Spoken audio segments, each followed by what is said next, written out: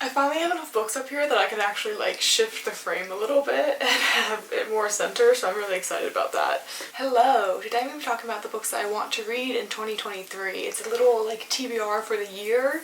I can't do TBRs monthly because I just can't stick to it. I'm a very big mood reader. But I thought it'd be fun to set a TBR for the year and just like set myself some goals. So let's get into it. The first book on my list is Braiding Sweetgrass by Robin Wall Kimmerer. This is a book that I've actually picked up already and I never finished it, but I was loving it when I was reading it, so it's so stupid that I never picked it up again. So I do want to finish this one. I was loving it and I'd love to get back into it. I definitely also want to set the goal this year of reading more nonfiction because I feel like last year that really fell off for me, but I love nonfiction and I want to get back into reading it. Next we have City of Saints and Madmen by Jeff Vandermeer. I'm gonna be real, I have no idea what this is about. I know it's science fiction.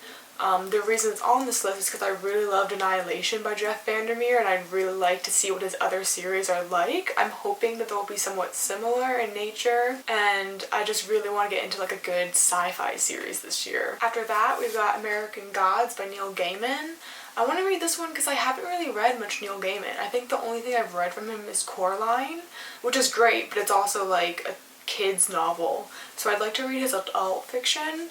This is another book that I don't really know what it's about. I have some idea that has to do with American Gods, but that's all. But I've heard so much about Neil Gaiman, I really think that I will like him once I actually make myself delve into his work, so that's a goal for this year. After that, I really want to read The Gunslinger by Stephen King.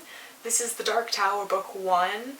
I know nothing about the Dark Tower. In my mind it's like kind of a fantasy series, but I'm also afraid to say that because I feel like I'm gonna be wrong. But I do know that it's like a massive Stephen King series, and first of all I feel like he doesn't really do series often, and I also know that this is like a huge series.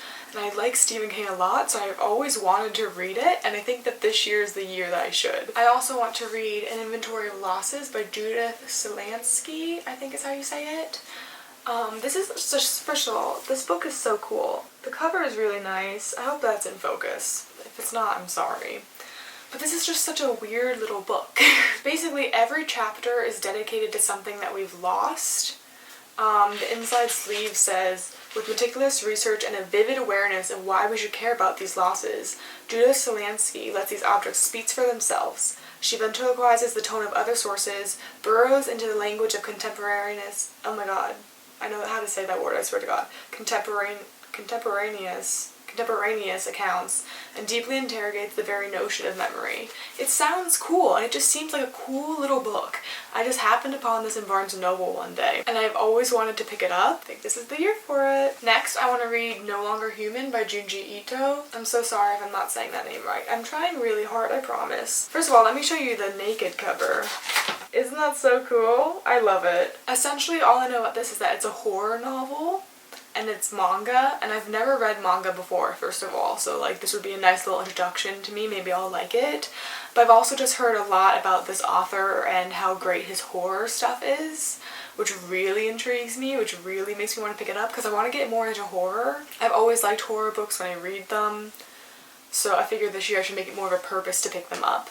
And I just think this is cool, it's something different for me. Next we have Time as a Mother by Ocean Vuong. This is a poetry collection. I want to read it because I don't read poetry. I don't always get the hype about poetry because I think it's just personally, I think I just read it like it's a novel, and with poetry you need to sit with it a bit more and read it slower and appreciate it more. So it's really a me thing. But I want to learn how to appreciate poetry and I want to get into poetry.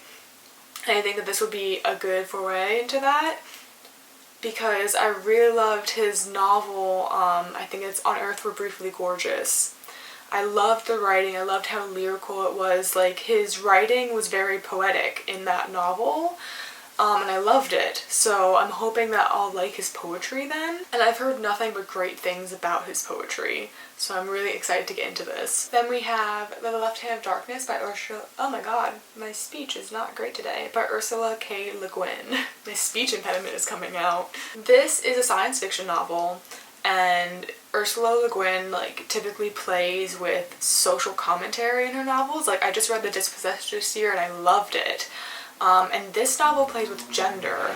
It takes place on a planet, I think, where like everyone is gender fluid, which is really interesting to me, and I really want to pick up more Ursula Le Guin in general, and give it more of a try, so I'm very, very excited about this one. 2 more books. How Europe Underdeveloped Africa by Walter Rodney.